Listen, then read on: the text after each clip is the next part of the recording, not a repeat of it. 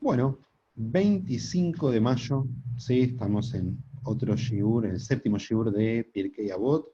Vamos a estudiar un poquito más. Hoy, día de cumpleaños de la patria, ¿sí? 25 de mayo. También, como decía, 119 aniversario de River Plate y 93 aniversario de Maccabi La Plata.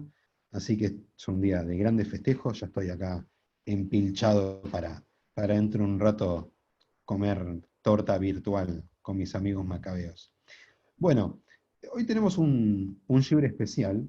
Digo, vamos a seguir la misma dinámica que seguimos usando hasta ahora, pero tenemos una pareja nueva que de alguna forma tiene algunos rasgos un poquito más interesantes que las anteriores. ¿Sí? ¿Se acuerdan que cuando hablamos de las parejas anteriores, que aparecen en el primer capítulo del Pirkei Avot, hablábamos de que había muy pocas fuentes de cada uno? Podíamos asignarles algunas historias, ¿no? Pero había muy poquitas fuentes de cada uno. Bueno, acá ya tenemos, más que nada en uno de los dos, ¿sí? Que ahora vamos a ver, un cúmulo de historias bastante importante y la asignación que se hace sobre él de varias normas y varias formas interesantes. Acá quienes conozcan un poco más de historia van a poder ir siguiendo algunos procesos que voy a ir explicando. Si no, los invito a estudiar todo este pasaje histórico porque es realmente apasionante. ¿Sí? Ya estamos hablando de el comienzo del pasaje a la romanización, ¿sí? Al dominio romano de Eretz Israel. O sea que estamos empezando lo que va a terminar al principio con la destrucción del segundo Beit HaMikdash y después con la revuelta de Bar Kokhba y la derrota definitiva del pueblo de Israel en su tierra. ¿Sí? Voy a compartir la pantalla, como hacemos habitualmente. Por supuesto, siéntanse libres de desmutearse, ¿sí? Eso vale aclararlo cuantas veces haga falta. Eh, ujú. Muy bien. Bueno, estamos entonces en el séptimo Shiur. Vamos a trabajar un par de nuevas Mishnayot. Vamos a ver, Dios mediante, dos el día de hoy, la número 8 y la número 9 del primer capítulo de Pirkei Avot. Pero tenemos que empezar hablando de la nueva pareja. ¿Sí? Acuérdense, estamos en el periodo de la Zugot, de las parejas en las cuales uno de los dos es el que se llama Rosh Yeshiva y el otro que se llama Ab Beit Din, ¿sí? Esos son los títulos. Y en este caso tenemos a Shimon ben Shetach o ben Shatach, dependiendo de la fuente, como lo encontremos. Y tenemos a Yehuda ben Tabai. ¿Sí?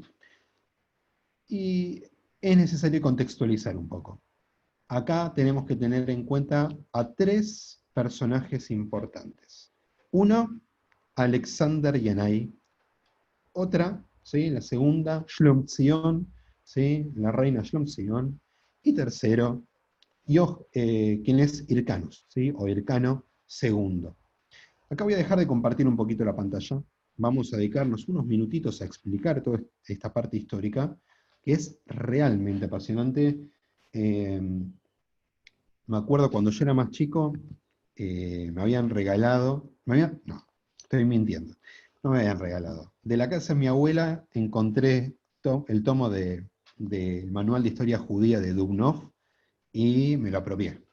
Y empecé a leerlo. Me acuerdo cuando llegué a esta parte, para esto tenía unos 12 años más o menos, 12 o 13 años. Cuando llegué a esta parte era espectacular, realmente era muy, muy interesante. Recuerdo por las dudas que Dumnov, que escribió hace unos 120 años, un poquito más en realidad, no tiene un idioma súper agradable, y no es una novela histórica, es un manual, recontra duro, recontra pesado, pero justo esta parte era increíble. Y trata de la dinastía de los Macabim, ¿sí? Los reyes que vienen después de la victoria macabea, con los hermanos, los hijos de Matitiau, pero en este caso una época de mucha crisis interna, que es lo que va a derivar después en, vieron que muchas veces ya estuvimos mencionando las crisis de las sectas y distintos grupos que están dentro del pueblo de Israel en toda esta época que va desde el siglo II, antes de la era común, el- hasta algunos siglos, ¿sí? El primero, el segundo siglo, después de la era común. ¿Ok? Eh, para esta época tenemos que hablar que en el poder está quien se llama Alexander Yanai. ¿Sí? Alexander Yanai, vieron, los nombres son un reflejo muy grande de lo que pasa en ese momento. Alexander, ¿sí? Se nota que es una generación muy helenizada, pero que además está muy influenciada por la figura de Alejandro Magno, y por el otro lado Yanai, ¿sí? Que es un nombre hebreo. Algunos dicen que nació con otro nombre, ¿sí? Que se llamaba Jonathan Alexander, pero lo importante es que cuando se corona como rey, va a ser Alexander Yanai. Eh, para que lo tengamos en cuenta, es nieto del último de los Maccabim, ¿sí? Es nieto de Shimón Macabí, que fue de los hermanos macabeos el que quedó como líder del gobierno, y no es a quien le correspondía la sucesión monárquica, sino que le correspondía a su hermano, que termina muriendo, ¿sí? Su hermano muere, Yohanan Hyrcanus, perdón, Aristóbulo, hijo de Yohanan Hyrcanus, y le da el poder a Alexander Yanai. Lo que tienen en común, ¿sí? Es que este Aristóbulo, tenía como esposa a una persona que históricamente es bastante conocida, una de las mujeres más apasionantes, con mayor poder en la historia del pueblo de Israel, que es nada más y nada menos que Shlom Zion. Algunos quizás se lo han escuchado, algunos quizás no. Shlom Zion era esposa de Aristóbulos. Cuando muere el rey y se corona Alexander Yanai como en su sucesor, queda Shlom Zion también como esposa del rey. ¿Sí? ¿Por qué? Porque se seguían las normas del levirato. Entonces, la situación que tenemos es a Alexander Yanai y a Shlom Zion como rey y reina de todo este territorio de Yehuda. Quienes acompañaban en el gobierno a Alexander Yanai era toda una corte de tzdukim. ¿Sí? Acuérdense que dentro de los grupos que habían en la época, los saduceos, los tzdukim, estaban en contra de los prushim, ¿sí? Eran los grupos que más luchaban uno contra el otro. Los prushim son de donde van a salir nuestros rabanim, los tzdukim son grupos que negaban en gran medida, ¿sí? La ley oral. O sea que estamos viendo dos grupos que van por separado. Alexander Yanai fue el responsable de una persecución y una matanza enorme de Prushim, ¿sí? Y de otras sectas en algunos años de su reinado, por consejo de los tzdukim que lo acompañaban en el gobierno, y esto trajo que un personaje que nosotros ya vimos, que fue Yoshua ben Perajía, tuviese que irse a Alejandría, en Egipto, ¿sí? Fue una época muy difícil para los sucesores ideológicos de Esdra y Nehemia, para todos los rabanim o todos los sabios que estamos estudiando, fue una época realmente difícil, pero el gran personaje que vamos a estudiar hoy, que es Shimon ben Yetta, estaba dentro de todo eso. ¿Qué tenía de especial? Era el hermano de Shlom Zion, era el hermano de la reina. Él se entera antes que nadie de la persecución y la matanza que estaba organizando Alexander Yanai, y Shlom Zion lo esconde. Entonces, mientras algunos rabanim, uso la palabra rabanim aunque no tenían el título de rab, ¿sí? No lo usaban de esa manera como lo vemos a ver más adelante, muchos rabanim tuvieron que ir al exilio, como por ejemplo dije recién, Yoshua ben Perajía, o por ejemplo Yehudá ben Tabai, que es la pareja, parte de la pareja que vamos a estudiar hoy, pero Shimon ben Yetta pudo esconderse ahí mismo en Yehudá y mantenerse oculto hasta que se le permitió a los Prushim ser legales otra vez. Es apasionante esta historia porque vemos al primero de los líderes que estamos estudiando que está tan cerca del gobierno, ¿sí? Del liderazgo político de Eretz Israel. Y entonces vamos a ver un Shimon ben Yetta que va a cumplir un rol decisivo en la inclusión de los Prushim en la corte real, sacando a los Dukim, sacando a los saduceos. ¿Sí? Este cambio es el que va a permitir que a partir de ahí en adelante quienes tengan un poder muy fuerte sean los Prushim, ¿sí? Los que van a terminar siendo nuestros Rabanim, y que se pueda configurar todo lo que conocemos como las dinastías rabínicas que aparecen ya en la Mishnah. ¿Cómo estamos hasta acá? Golde. ¿Y qué es lo Prushi? ¿Me lo podés explicar un poco mejor? Sí, tenemos en ese momento varias escuelas, cosmovisiones, formas de ver el mundo judío, que se dividían básicamente por algunas razones. Número uno, si creían que existía o no la ley oral, ¿sí? Acuérdense que tenemos Torah Shevichtav y Torah Shebealpé. Había grupos que solamente reconocían la ley escrita y algunos que también asignaban a la ley oral, que ya venía desde Ezra, Nehemia, ¿sí? Obviamente, según vimos en la primera Mishnah, lo asignaban desde Moshe. Entonces eso los dividía mucho.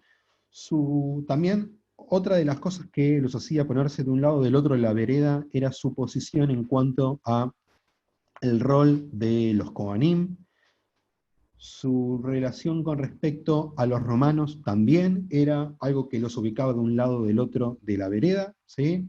Para formar parte de alguno de todos estos grupos.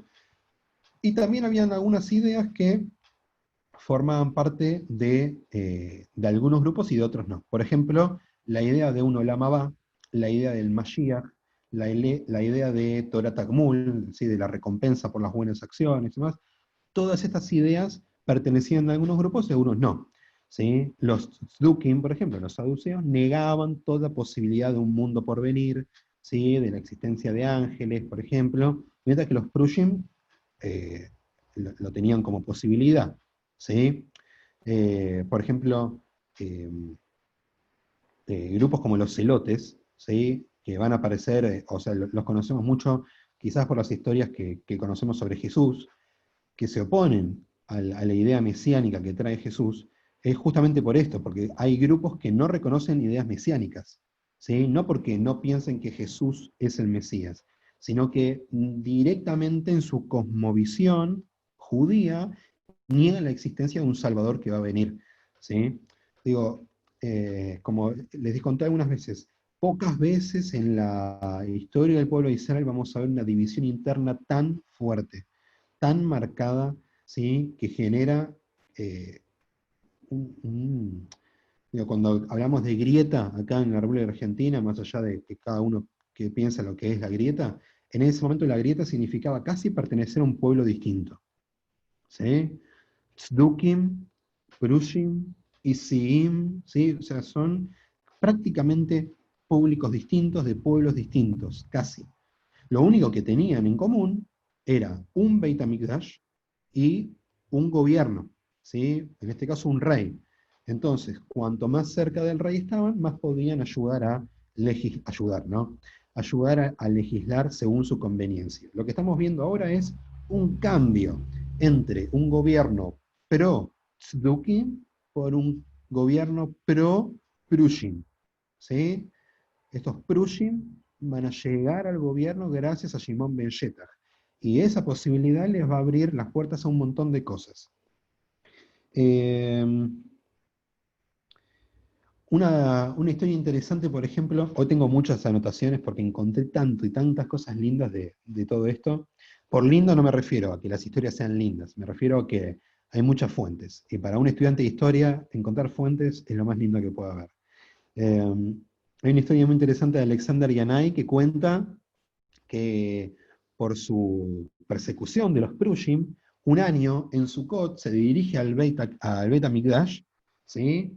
Eh, y él decide, de alguna forma, eh, desafiar las prerrogativas de los Prushim sobre cómo había que hacer lo que llaman los Nisuhim. ¿Sí? Los Nisuhim son las...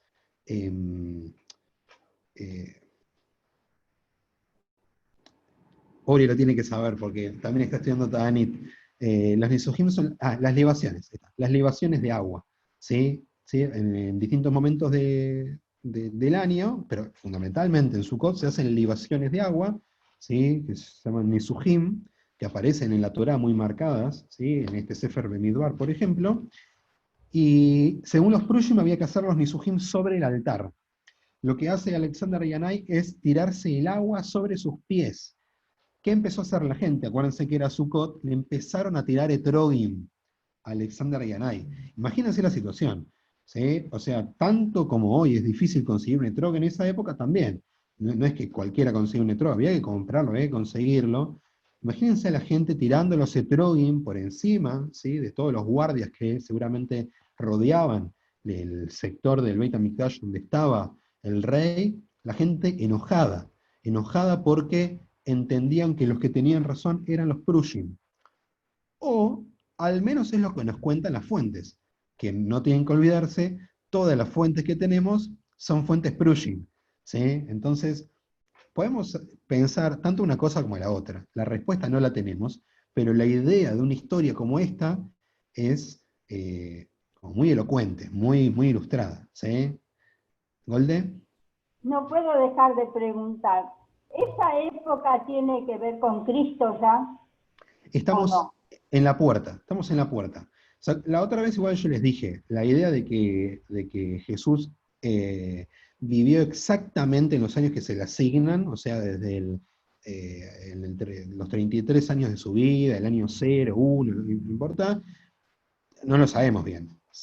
O sea, quizás estemos hablando de la época que estamos hablando ahora, que son más o menos unos 80 años antes de la era común, ¿sí? Ya es poquitísimo. Quizás para esta época ya existía Jesús. No lo sabemos, probablemente no lo sepamos tampoco, porque si hablamos de un Jesús que era una persona popular, o sea, no estamos hablando de algo que se registraba todo el tiempo, sino que los registros de Jesús son posteriores, ¿sí? Lo que se llama post-mortem, quizás haya vivido en la misma época de Shimon ben Yetaj y todo esto, o quizás más adelante, como dicen las fuentes cristianas. ¿Sí? ¿Está bien, Lavado de Golde? los pies, te lo digo, porque Cristo tiene dentro de su historia que lava los pies, y eso me hizo acordar a lo de Cristo. Es verdad, no lo había pensado desde ese lado. En este caso, igual, los Nisujín no tienen que ver con una limpieza, tiene que ver con, eh, se hacían libaciones, tanto con agua como con vino, dependiendo del momento. ¿Sí? Sí, lo que te doy la derecha, Golde, es que las discusiones que se ven en el Nuevo Testamento que trae Jesús con respecto al establishment, con respecto al poder, a la ritualidad, etcétera, eran debates que no sucedían solamente entre Jesús y el pueblo judío. ¿Sí? Esto es fundamental, porque si no, lo que le pasaba a los cristianos de la Edad Media es pensar que era Jesús contra los judíos. Y la situación era Jesús como un judío, miembro de una de las tantas sectas que existían, luchando ideológicamente con el resto de las sectas. ¿Sí? No sabemos a cuál pertenecía Jesús. Algunos dicen que era parte del grupo de los Isiín, de los esenios, pero las fuentes arqueológicas e históricas más recientes dicen que no es una afirmación que estemos en calidad de hacer. O sea que estamos viviendo una época de mucha división interna. Hoy nos vamos a centrar solamente en dos de esos grupos, Sdukim y Prushim, ¿sí? Y más que nada los Prushim porque son nuestros futuros rabinos, ¿sí? Eh, Cosas importantes. Por ejemplo, Shlom Tzion, una vez que ya eh, se convierte en esposa de Alexander Yanai, ¿sí? Se convierte en la esposa, en la reina del nuevo rey, elige a Hircano II, que fue el tercero de los personajes que mostré en la presentación, como Cohen Gadol. ¿Sí? ¿Qué quiere decir esto? Que estamos en una época donde el Cohen Gadol no necesariamente era un Cohen que venía, ¿sí?, con ascendencia. Si bien podía ser así, no era una condición obligatoria y más que nada en un rol político. De hecho, mucho tiempo, en esta época pasó, que directamente el líder político de la zona fuese el Cohen Gadol. O sea que no era un rol religioso, sino un rol político. ¿Sí? Díganme del 1 al 10, háganme con las manos o desmutéense, ¿cuánto los estoy mareando? ¿Sí? Yo sé que son un montón de datos y sé que cuando hablo de algo que me gusta, hablo demasiado. Si por ahí dice 10. Bueno, por suerte todo queda grabado, así que van a poder revisarlo. Ori dice que está todo bien con un 0 a lo Carlitos Balá, o era un, o era un 3. Ok. Bueno, no se preocupen. Lo más importante de lo que les quiero transmitir hoy es lo que vamos a estudiar a partir de ahora. ¿Sí? Lo que tiene que quedarse con la imagen es que tenemos a un Shimon ben Yetaj que logra volver a la escena pública después de estar escondido durante las matanzas del rey Alexander Yanai, y que empieza de a poquito, ¿sí? Cuando los Prussian vuelven a estar permitidos, empieza a llamar a sus antiguos compañeros y maestros para que vuelvan a Eretz Israel. Entre ellos a, eh, Yoshua Ben Perajía, y a quien va a ser después su compañero de fórmula, digamos, su compañero de pareja, a Yehuda Ben Tabai. ¿Sí? Yoshua Ben Perajía va a volver a asumir el cargo de líder del tribunal, y de esta forma los Prusim ocupan algunos lugarcitos en el gobierno, y una vez que muere eh, Yoshua Ben Perajía, ya se me están mezclando los nombres, eh, queda Shimon Ben Yetach como la cabeza de todo este mundo, ¿sí? De decisión legal. Quien lo va a acompañar va a ser Yehuda Ben Tabai, y así se forma la pareja que estamos estudiando hoy. Déjenme ver si tengo algún dato más para dar. Bueno, y última cosa interesante es que en algún momento de todos estos años muere Alexander Yanai, y quien queda como reina regente de toda la zona es Shamsian. ¿Sí? Acá tenemos, como decía, una de las mujeres más importantes, más interesantes, queda como la reina regente, hasta que el próximo rey tenga la edad necesaria para poder asumir su lugar. Como reina regente, Shlom Zion organiza cosas realmente muy buenas, entre las cuales está darle mucho lugar a Shimon Ben Yetach, que hace algunos cambios muy importantes. Les quiero mencionar solamente algunos. Primero, Shimon Ben Yetach introduce una cuestión legal que usamos hasta el día de hoy. La situación era que había muchos divorcios, ¿sí? Y esos divorcios, tal como sucede en alguna forma en el resto de la historia también, favorecían más al hombre que a la mujer. ¿Qué fue lo que hizo Shimon Ben Yetach? Inauguró el uso de Ketubot. La Ketubá que conocemos hoy es de Shimon Ben Yetach. Obviamente después reformulada en la época de la Mishnah, en la época de la Gemara, ¿sí? En los tratados talmúdicos y mishnaicos que corresponden, pero fue Shimon Ben Yetach quien lo inauguró para que sea más difícil divorciarse, para que tenga un paso más y para que tenga un costo económico. Y de esa forma que le cueste más a su marido dejar ir a la mujer y dejarla desprotegida. ¿Sí?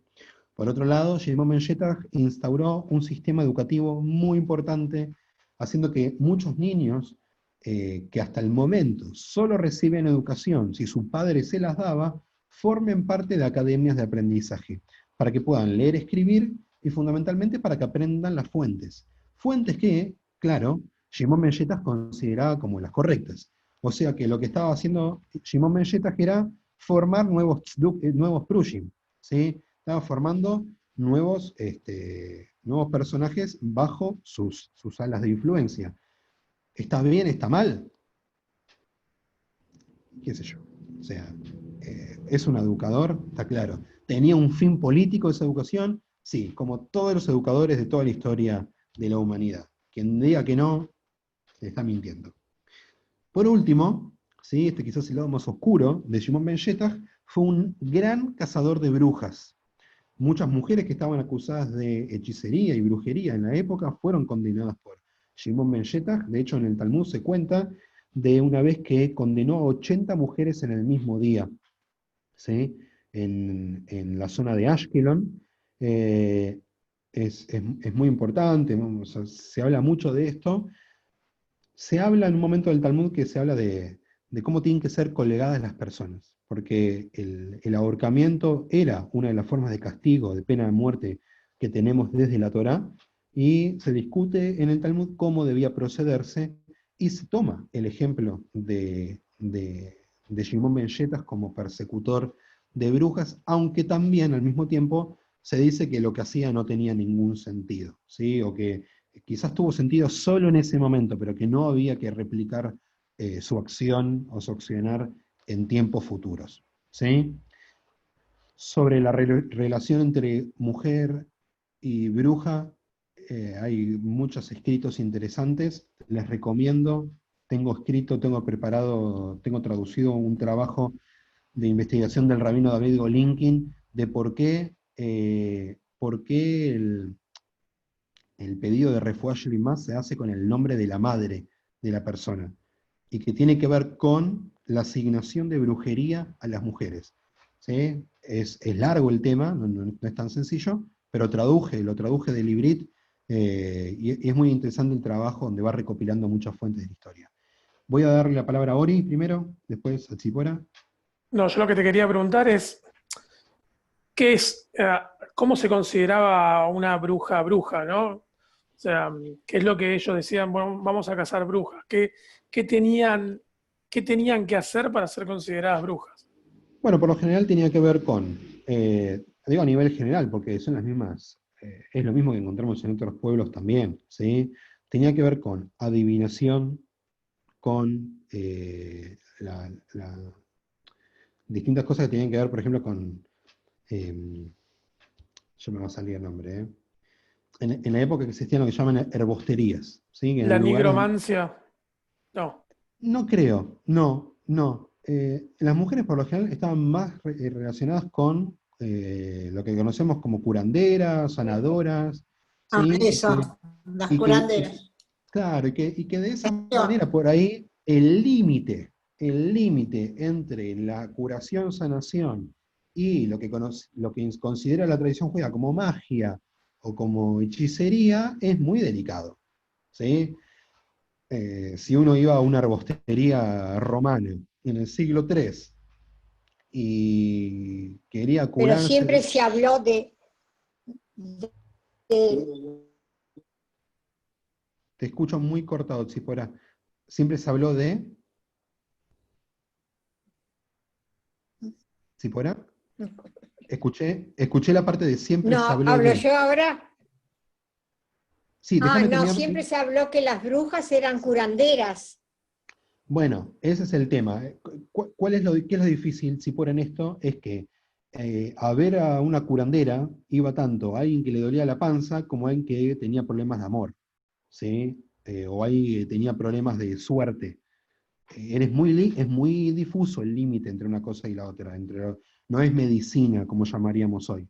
O quizás dentro de lo que llamaríamos hoy medicina también se incluía adivinación, astronomía, astronomía, sí, sí, astrología, perdón, astrología, siempre me confundo entre las dos. Eh, Nigromancia en algunos casos, etc. ¿Sí? Es muy difícil explicar a la gente de esa época que curar el amor no tiene nada que ver con curar el empacho. ¿Sí? E incluso curar el empacho hoy también tiene algunas cositas de esas curanderas. ¿Está bien? Yo cuando era chiquito venía la mujer que limpiaba acá en casa, me curaba el empacho y hacía cualquier cosa menos algo que fuese permitido por la halajá. ¿Sí? Me tiraba el cuerito, lo que sea. Jorge, Sí, también están las que sacan el mal de ojo. bueno, pero ojo, y acá hablo de lo difuso, hablo justamente con esto. En la tradición judía aparece muchísimo el mal de ojo. La mitad del Talmud habla de mal de ojo. ¿Sí? Por ejemplo, eh, un padre y un hijo no pasan seguidos a la Torá porque no sea que les agarre mal de ojo. ¿Está bien? En las aliot. No pasen en aliot consecutivas, en algunas tradiciones, por ejemplo. La misma tradición judía que dice, el que cree en el mal de ojo, que crea. El que no cree, que no crea. O sea, no es que hay que creer en el mal de ojo. A mí, el que usa adornitos todo el tiempo y la manito y el hamse, está muy lindo, pero para mí está más cerca de Avodah Zará que de judaísmo. Pero esa es mi visión, porque vengo influenciado por el Rambam y toda su escuela, qué sé yo. Pero entendamos que para el judaísmo no fue fácil hacer una decisión y dejar esto adentro, esto fuera. ¿Sí? Al mismo tiempo que perseguían brujas, dejaban el mal de ojo adentro. Ori, Zipora, no sé quién quería hablar. Yo. Ori tiene la mano levantada. Zipora, dale. Zipora, ¿estás silenciada? Eh, em, no, te quería decir que ayer estuve en la Shiva y me llamó la atención A ver, no, ¿me escuchás? Sí, ahí sí. ¿Me escuchás? Bueno, que ayer estuve en una shiva y era una mujer y el nombre decía Blime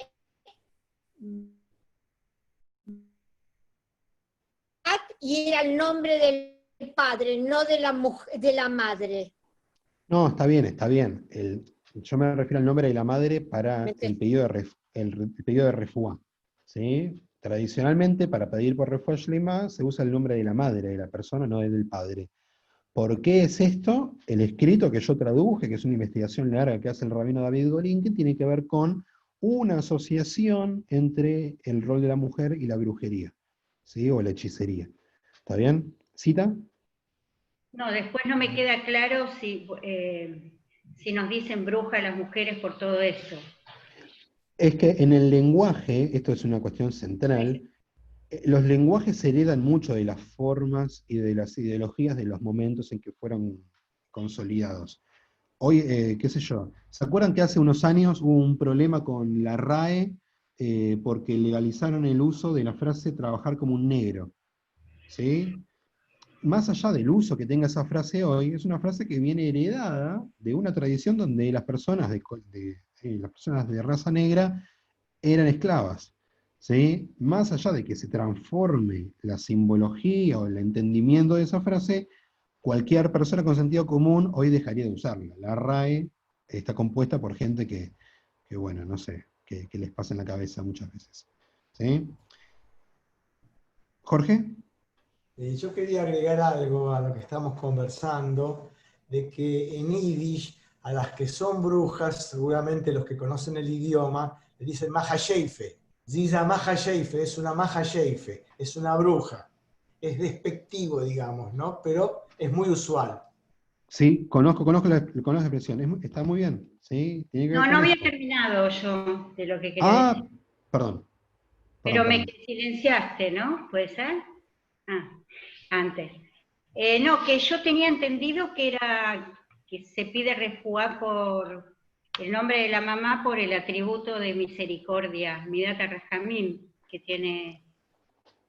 Siempre me dijeron Bueno, que era por eso. es una resignificación, que está bien.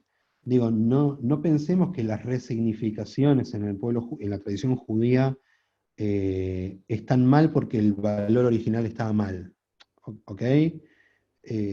No se me ocurre un ejemplo ahora y no quiero dedicarle mucho tiempo a esto porque veo que no vamos a trabajar las 2 millones que tenía pensado, pero, pero sí entender que nuestro pueblo es un pueblo de resignificación y la resignificación es seguramente uno de los atributos más fuertes que aseguraron la continuidad a lo largo de la historia. ¿Sí?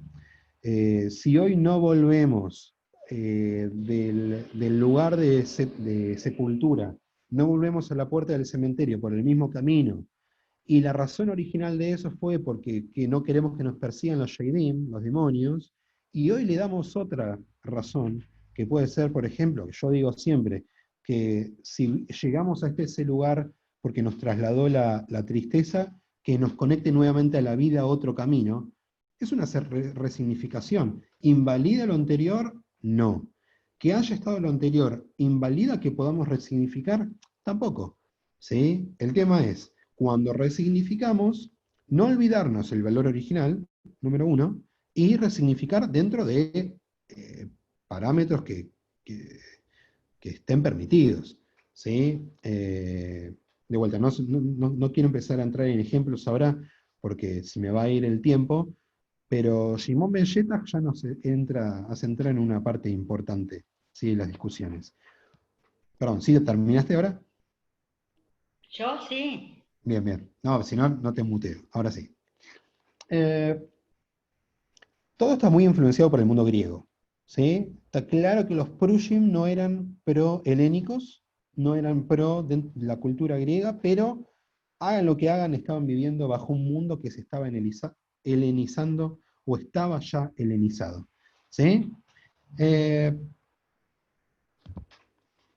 bueno, y como última cuestión de Shimon Ben Yetaj, él tenía una buena relación con no Yehudim, ¿sí? O sea, no era una persona que tenía una visión etnocéntrica, ni pensaba que había que tratar de forma despectiva a los que no eran Yehudim. Hay una historia muy, muy linda que cuentan al respecto. Dicen que estaba un día él con sus alumnos llegan con un burro que le habían comprado a un mercader ismaelí. Y dicen que se vienen riendo, ¿sí? Entonces dicen, compramos este burro y lo compramos por lo que vale el burro, pero como dice el alajá, compramos el burro y todo lo que hay en el burro. Entonces cuando Shimon ben Yetak se acercó, abrió una bolsa que había colgada en el burro y había una joya. Lo que había pasado es que quien vendió ese burro no se dio cuenta de que había una joya, entonces vendió el burro y la joya por el precio de un burro. Entonces, todos a las carcajadas. Shimon ben Yetak, medio que no le gustó nada, agarró y fue a devolver la joya al dueño original, ¿sí? Y eso le ganó que este dueño lo vendía, ¿sí? Hay una bendición que se le hace a Shimon ben Yetak en esa parte del Talmud. Esto lo toman como premisa de que él iba en pos de una buena relación con los no Yehudim. Cerramos un cachito Shimon ben Yetak, hablo 2 palabritas de Yehuda ben Tabai y vemos si llegamos a analizar un poquito de nuestras Mishnayot de hoy. Yehuda ben Tabai tiene mucha menos participación en las fuentes, y hay una razón por la cual aparezca poco. Una razón que no conocía hasta que empecé a estudiar esto. En algunas fuentes casi medievales, ¿sí? de principios del medioevo, encontramos que Yehuda ben Tabai fue quien creó o inauguró el movimiento de los caraítas. Los caraítas eran aquellos que negaban por completo la ley oral y solamente reconocían la ley escrita, ¿sí? Si bien esta característica la encontramos en otros grupos, por ejemplo en los Tzdukim, los caraítas tuvieron unas épocas de mucho conflicto con el mundo rabínico, una vez que ya no eran Tzdukim y Prushim, sino que eran los caraítas por un lado, y el mundo rabínico formal por el otro, ¿sí? Esto lo vamos a encontrar mucho en los siglos 3, 4, e incluso hasta bien entrada la Edad Media, ¿sí? Uno de los grandes debates que conocemos entre ellos dos es el conocido sobre la cuenta del Homer, ¿sí? Que algunos defendían que tenía que ser Mimojorat Shabbat realmente, o sea, el domingo posterior, ¿sí? al Shabbat de Pesach, y la tradición rabínica que dice que tiene que ser el día después, ¿sí? O sea, el segundo día de Yom Tov de Pesach. Esta discusión es fuertísima y tiene una razón. Tenían que delimitar qué día iba a caer Shavuot. Ahora que estamos en la semana de Shavuot, esta discusión es apasionante porque para cada uno Shavuot caía otro día.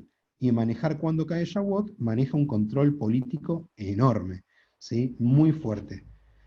Más allá de esto, Yehuda ben Tabai es recordado en las fuentes por un incidente que tuvo muy fuerte, en el cual encontró en un juicio a un testigo falso y lo mató. La tradición dice que esta pena capital solo podía ser hecha si eran al menos 2 testigos los falsos, pero él lo hizo con 1. Y dicen que pasó muchísimos años yendo todos los días a la tumba de esta persona llorando y arrepintiéndose, ¿sí? Esto le trajo un poco de división con Shimon ben Yetak, ¿sí? Que recuerdo que era su pareja, y creo que podemos encontrar en estos momentos quizás las primeras divisiones que van a hacer que después todo se divida en 2 mundos totalmente distintos, como el mundo rabínico y el mundo de los caraítas, ¿sí? El mundo de los caraín. Vamos a ver las Mishnayot, ¿sí? Ahí cita, recién vi tu comentario, perdón. Vamos a ver las Mishnayot de una buena vez. Voy a leer yo en ibrit y alguno va a leer en castellano. En ibrit dice: Yehuda ben Tabai, be Shimon ben Yetak o ben Yetak kiblu mehem. Yehuda ben Tabai omer.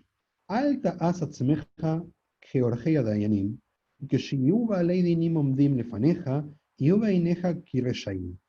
וכשנפטרים מלפניך, יהיו בעיניך כזכאים, כשקיבלו עליהם את הדין.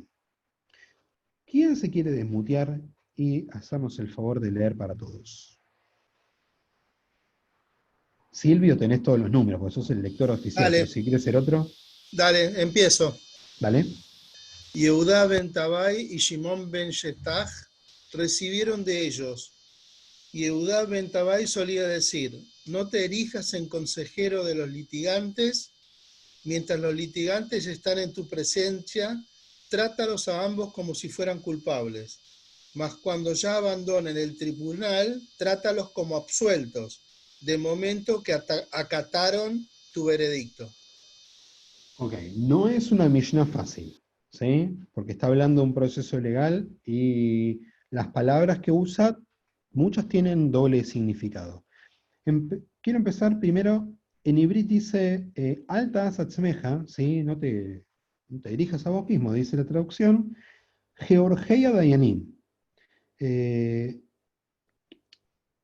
Orej, ¿sí? Hay algunos comentaristas que dicen que viene de la palabra del griego que ustedes conocen, que tiene que ver con archi o archi, ¿sí? Hoy hablamos de un archienemigo, el archiduque Francisco Fernando. Hablamos de arzobispos. Archi tiene que ver con lo más, ¿sí? Como lo más superior, ¿ok? Entonces, lo que trata de decirnos Yehuda ben Tabai en este caso, tiene que ver con que cuando uno es juez, ¿sí? Está hablando de una persona cuando se erige como juez, que no se ponga como consejero de cualquiera de los litigantes. O sea, que no empiece a recomendar a los litigantes del juicio cómo tienen que obrar o por dónde tienen que ir con su argumentación. ¿Sí? Eso por un lado, que ahora lo vamos a discutir. Y segundo dice que mientras esos litigantes están ante tu presencia, tenés que considerar a ambos como culpables. Tenés que tener como una premisa de culpabilidad y recién cuando abandonen el tribunal, una vez que el veredicto fue hecho, ahí hay que tratarlos, ¿sí? como absueltos, de modo que han acatado el veredicto. ¿Sí? Voy a sacar la pantalla compartida. Es importante que mantengamos la división de la Mishnah en estas dos partes, y vamos a empezar con la primera. La primera tiene que ver con esto de, no se puede, como juez, recomendarle a una de las partes cómo actuar. ¿Sí? Imagínense ustedes, cualquiera de ustedes, que reciben a los litigantes, que pueden ser dos personas que son parte de un delito, ¿sí? El defensor y el acusado. Pueden ser dos nietos, ¿sí? Pueden ser dos alumnos, quienes sean, que tienen un conflicto y que van ante un juez o ante una autoridad para resolver ese conflicto. Lo que dice Yehuda ben Tabai es muy validero, no podemos aconsejar a uno de los litigantes en, en posición contraria al otro de los litigantes porque estaríamos siendo injustos. O sea, tenemos que dejar que cada uno cuente lo suyo, ¿sí? Sin dar ideas, porque además dicen algunos comentaristas de la Edad Media, dicen que todo juez cuando dice alguna palabra, incluso cuando pregunta, y ahora quiero que me digan qué les parece, ya da una idea de lo que quiere escuchar a cambio. ¿Sí? ¿Les pasó alguna vez de escuchar alguna pregunta? Yo tenía un compañero de la facultad que le pasaba esto. Preguntaba al profesor, era Historia Argentina, bueno, justo estamos el 25 de mayo, era Historia Argentina 1, siempre que le preguntaba al profesor, en la pregunta ya se notaba lo que quería escuchar como respuesta. ¿Sí? O sea que básicamente no había muchas opciones para responderle, el profesor siempre le respondía aquello que quería escuchar porque la pregunta era muy, no sé cómo decirlo, era demasiado concreta, ¿sí? No tenía posibilidad de tener otra respuesta. Quiero escuchar de ustedes, ¿qué les parece esto? ¿Un juez puede aconsejar a uno de los litigantes? Normalmente se dice que no puede ser juez y abogado al mismo tiempo. Juez y parte. Juez y parte. Muy bien. Pero, ¿qué pasa si una de las partes, vamos a uno de los casos extremos? Acuérdense que siempre recurrimos a un caso extremo para tratar de exagerar la ley que estamos tratando de ver. Si tengo a un sobreviviente de la Shoah y tengo un nazi, ¿sí? ¿Puedo aconsejar al sobreviviente de la Shoah a exponer su argumentación? Según lo que me dice Yehuda ben Tabai, no. ¿Sí? ¿Qué piensan ustedes de esto? Es fuerte lo que estoy diciendo, yo lo sé. Piénsenlo un cachito. Y ¿sí? te va a salir orientarlo. No, un juez no debe aconsejar, yo estoy de acuerdo, es que es así, la decencia del juez es así, si es un juez decente tiene que ser así. De hecho, no estamos seguros que un juicio se termine por concretar con un veredicto que sea fiel a lo que realmente pasó. Porque si un abogado defensor de alguien que es acusado de un delito expone sus argumentos de una forma más elocuente, ¿sí? Que el abogado, que la otra parte litigante, puede ser que el veredicto no sea acorde a lo que nosotros consideraríamos como bien. Esto me imagino, no sé si alguno de ustedes estudia o estudió una vez abogacía, pero es un tema complejo, porque siempre asociamos justicia con lo bueno, pero no necesariamente. ¿Sí? Jorge. Yo considero que quien imparte justicia debe tener una postura totalmente imparcial. Es difícil para un ser humano. Sí, Primero hay que pensar si es posible. Habría que pensar si es posible. Cabe decir también que estas mismas discusiones son discusiones que también habían aparecido algunos siglos anteriores ya en el mundo griego. ¿Sí? Podemos rastrear algunas esquirlas, ¿sí? En Yehuda ben Tabbai de algunas cosas ya discutidas por Sócrates, Platón o Aristóteles, por ejemplo. ¿Sí? Que no está mal, tiene que ver con todo un pasaje ideológico que se está haciendo en ese momento. ¿Ok? Pero igualmente, las reflexiones de estos Rabanim tienen sus bases en la Torah también. ¿Sí? Hay mucho hablado en el libro de Dvarim sobre todo esto. ¿Alguna idea más? ¿Alguien? Bueno, la otra parte dice que tenemos que considerar a las dos partes como culpables. ¿Sí? Y el caso que tratan de analizar nuestros Jajamim, cuando ven esta Mishnah de Yehuda ben Tabbai, es, imagínense que viene ante nosotros el más bueno, ¿sí? De todo el país, la persona más justa que conocemos, hace obras de caridad, es bueno con su familia, tiene un perro que es un amor, qué sé yo, lo que sea. Es una persona que está considerada en muy alta estima por el resto de la población. Y la otra parte litigante es una persona que tiene antecedentes penales, que la consideramos por varias de nuestros patrones, la consideramos como una persona malvada por sus acciones anteriores, y vienen a presentarse frente a un caso. Lo que nos dice Yehuda ben Tabbai es que, sin importar el pasado de cada uno de los litigantes, tenemos que considerar a los dos con una premisa de culpabilidad, y que los dos tienen que ir convenciéndonos de que eso es falso. ¿Sí? O sea, es muy importante que las personas tengan posibilidad de cambiar, que las personas tengan la posibilidad de reparar su vida. Si fueron durante toda su vida personas malas, no necesariamente una nueva acción que estamos analizando sea una acción negativa. ¿Sí? ¿Cita? Está silenciada. Es ¿Sí? contrariamente a lo que hoy se dice que alguien es inocente hasta que se pruebe lo contrario. Sí, Es es muy al interesante. culpable hasta que los argumentos demuestren lo contrario, que es inocente. Sí. ¿Qué entendemos con esto? Entendemos que todavía no había una influencia del mundo romano. ¿Sí? Estamos hablando de un mundo judío anterior a la llegada de la forma de hacer justicia según la ley romana. ¿Ok? Acá la premisa es al revés, una premisa de culpabilidad.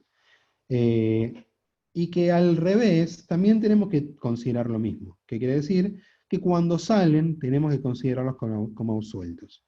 ¿Sí? Porque si aceptan el juicio, tenemos que considerarlos como que ya está. Aceptaron el juicio, el que salió desfavorecido tiene que pagar 300 susim a la persona que se vio damnificada, listo, ya está. Terminó el juicio, se resolvió, punto. ¿Ok? Ahora, ¿A qué tenemos que prestar atención? Tiene bastante relación esta Mishnah o estas enseñanzas de Yehuda ben Tabai con lo que le pasó a él con el falso testigo que asesinó. ¿Sí? Porque él malinterpretó una ley, después el Talmud la va a analizar, y a partir de esto actuó mal, y después se arrepintió. Dice nuestro Jajamín que este Mishnah que estamos estudiando la elaboró, o la escribió no, la elaboró, sí, porque se escribió mucho después, un tiempo después de haber errado y de haberse sentido culpable por el asesinato de este testigo falso. ¿Sí? Que de vuelta, no es que tenía, no es que haya estado mal, reglamentariamente estaba mal. ¿Sí? No podía ser un testigo, tenían que ser al menos dos para que se los condene a una pena de muerte. ¿Ok? Vamos a ir con la otra Mishnah, que nos habla del segundo, de Shimon ben Shetach, que es claramente nuestro gran personaje el día de hoy. Voy a leer en ibrit y alguno en castellano. Dice, Shimon ben Shetach Omer, Evei marbe lachkor et aedim, Beevei zair bidvareja, Shema mitoham ilmedu leshaker. ¿Sí? ¿Quién quiere leer en castellano? De a uno, de a uno. Leo, Dale, Norma. Shimon ben Shetach solía decir, interroga a los testigos minuciosamente, mas sé cauteloso con tus palabras, no sea que por ellas induzcas a la mentira. Ok. Quiero hacer solo una observación. Todas las palabras que vemos son todas en ibrit. Hay una palabra que está bastante mezclada con el arameo, con el aramid, que es la palabra Shema. ¿Sí? Shema con Aleph, no con Ain. Con Ain sería oye, ¿sí? Como lo conocemos en Shema Israel. Shema, ¿sí? O Shema, lo podemos pronunciar de dos maneras, es igual a la palabra Ulai en ibrit, que es quizás. ¿Sí? Shema mitohamil medule shaker. ¿Sí? Quizás a través de ellas o sí, por ellas enseñes de forma fraudulenta, podríamos decir. Digo para también enseñarles algo de la John. Importante lo que dice Shimon ben Shetach. Es mucho más cortito, pero también es importante. Interrogar a los testigos minuciosamente. En la antigüedad se los interrogaba con muchas preguntas muy puntuales. Algunos acordará alguna Mishnah que creo que con Ori estudiaron, ¿sí? Lo sé. Conmigo alguna que otra vez quizás también, la que habla de Rabban Gamliel, que analizaba los testimonios del avistamiento de la luna, ¿sí? Para anunciar la llegada del nuevo mes. Perdón. Ahí estamos. Para evidenciar la llegada del nuevo mes. Y se le hacían muchas preguntas muy puntuales, que tenían que ver con la forma de la luna, el momento, la posición, ¿sí? El tamaño, etcétera, etcétera, etcétera. De esta misma forma nos dicen que cuando se juzgaba en la época de Shimon ben Shetach también se preguntaban muchísimas cosas a los testigos, para que realmente pudiesen darse cuenta de si había sido testigo o no. ¿Ok? Porque la palabra del testigo valía para poder, por ejemplo, asesinar, o sea, para dar pena de muerte a una persona. ¿Sí? Yo cuando era chiquito, quizás alguno también, jugaba un juego que me gustaba un montonazo, que se llamaba el crimen perfecto, que consistía en dos personas que salían, ¿sí? El resto del grupo pensaba una serie de preguntas, y cada uno de los participantes que habían salido entraban de a uno, se le hacía el total de las preguntas, y se anotaba las respuestas, que eran por lo general de sí o no,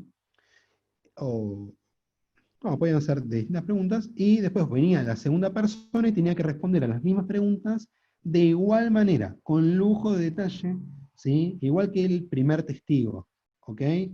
Era para ver si realmente se habían puesto de acuerdo o no. Entonces, el desafío estaba en ponerte de acuerdo con tu compañero de cualquier pregunta que te pudiesen hacer, desde el color de la ropa interior que tenías el 14 de octubre del 64, o cuál fue la última película que viste en el cine.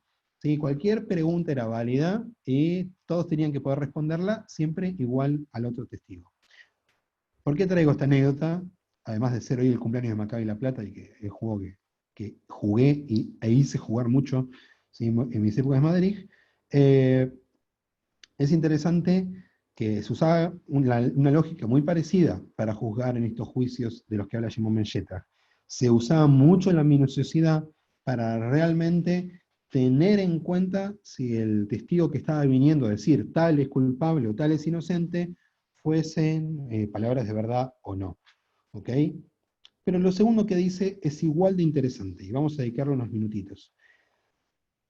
Además de hablar en estas Mishnayot de lo que consideramos un testigo falso, la tradición judía habla de dos figuras de falsedad. La primera es un Naví, ¿sí? El Naví Sheker. El testigo falso es una figura que aparece mucho en la halajá. El Rambam lo trae bastante, es una persona que dice que está haciendo profecía, pero en realidad es falso. Tenemos varios ejemplos en la historia, Jesús es uno de ellos, para la tradición judía, está claro, pero otro de ellos, conocido, es Shabbatai Tzvi. Pero en la historia han aparecido montones, y por lo general como en focos muy puntuales de la historia. Además de eso, también conocemos lo que se llama el Zaken Mambré. El Zaken Mambré es un sabio que forma parte del Sanedrín, del corpus legislativo, que participó de las discusiones legales donde se estableció determinada ley, y después cuando vuelve a su pueblo, porque no necesariamente vivían en el mismo lugar donde legislaban, cuando vuelve a su pueblo enseña una práctica totalmente distinta. Quizás la práctica a la cual él se adjudicaba, pero que no fue la práctica ganadora. ¿Sí? Por poner un ejemplo, no es un ejemplo real, pero sí es, una discusión real de la halajá. Mezclar pollo con un lácteo no es kasher, pero en un momento lo era. ¿Sí?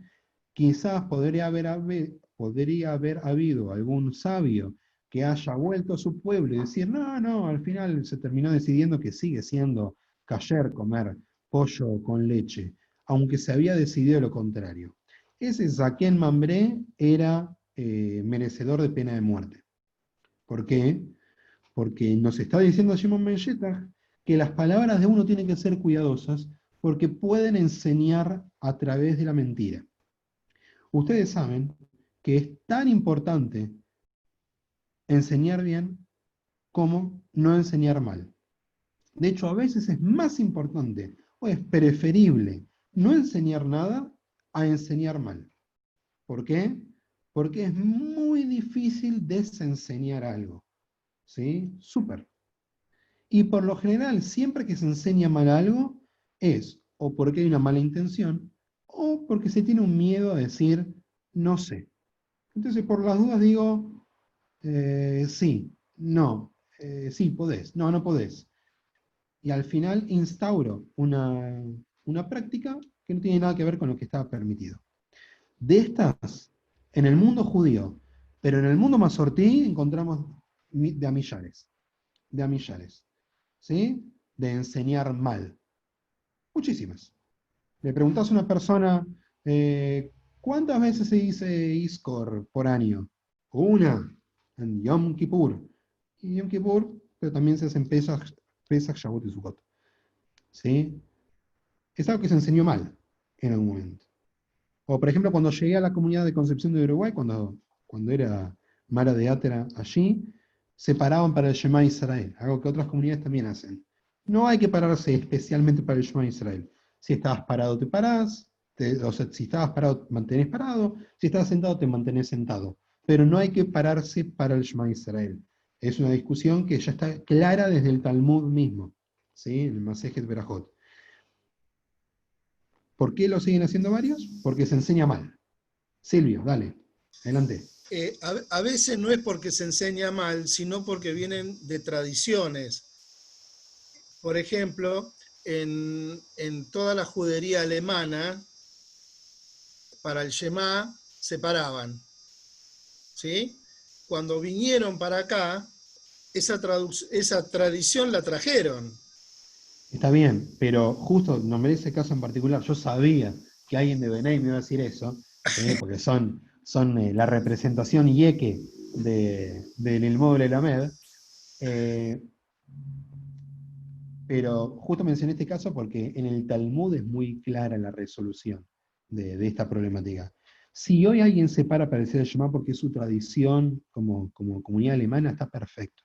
No, realmente no hace a las bases del judaísmo ni cerca.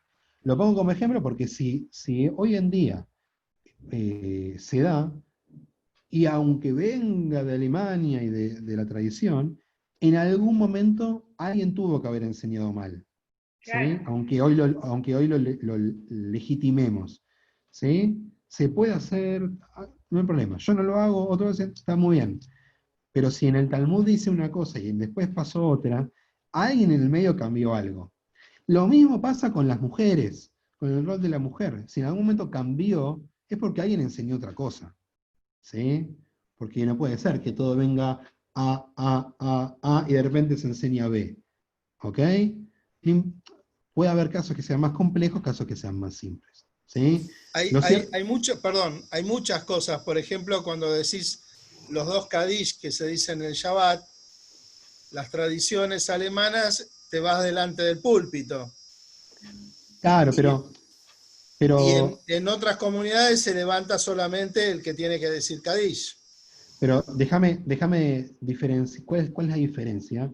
La diferencia es que no es, lo que digo no es que está mal que haya nusajim, prácticas o formas distintas de cumplir con cuestiones de tefilá. Por ejemplo, según la tradición Yeke, Ashkenazi, Litvak, Polishe, Sefaradí, Marroquí, no me estoy refiriendo, yemení, no sé.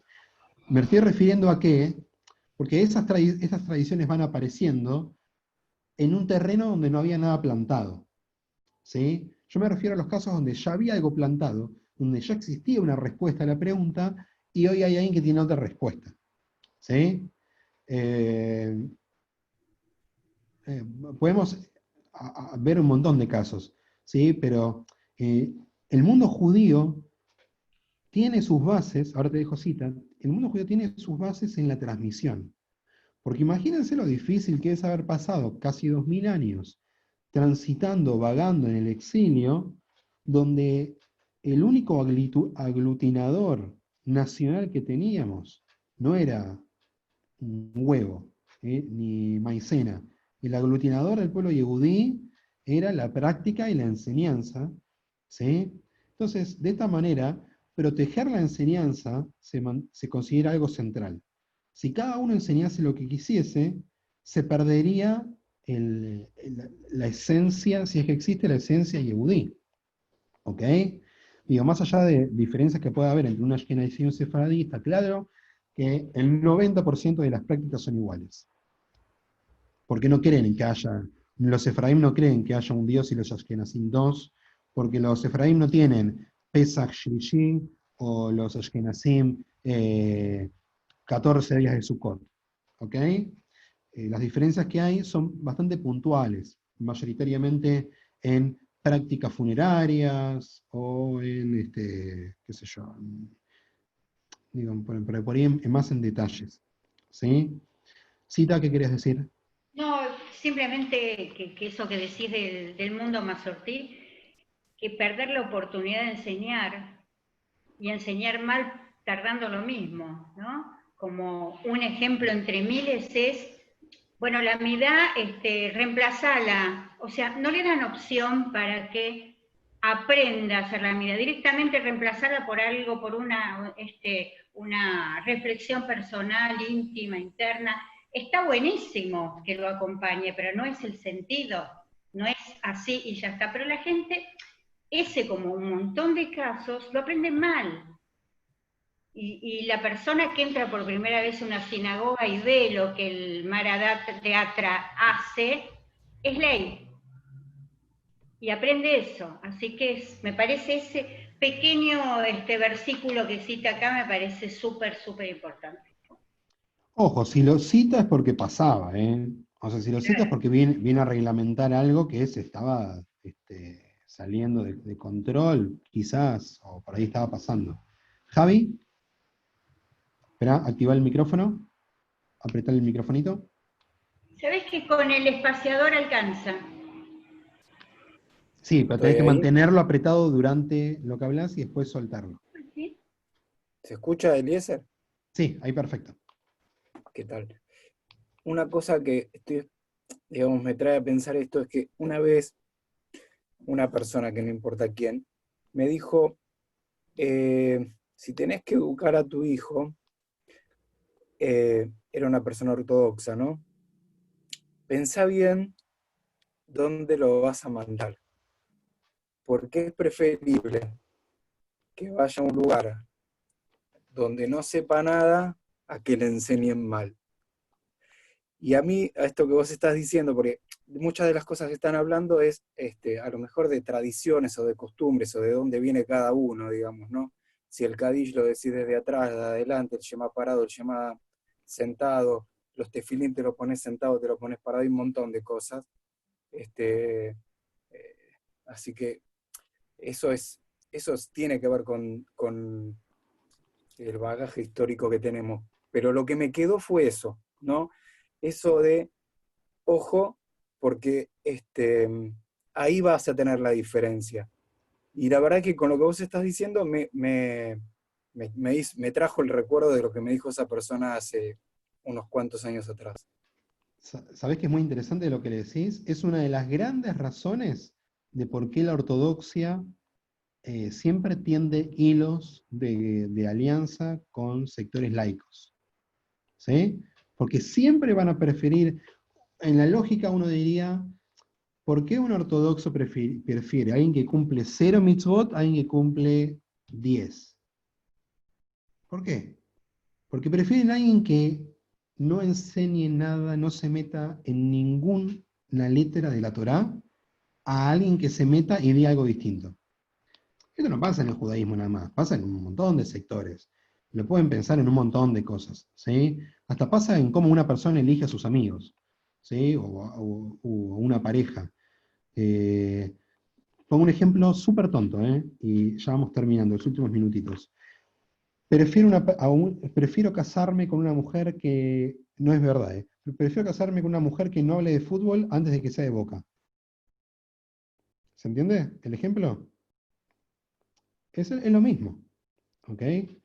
En este caso, más allá de este ejemplo puntual, me parece que hay que entender que los jajamín cuando formaban opiniones y determinaban cosas, era muy difícil bajarlo a la realidad de la gente.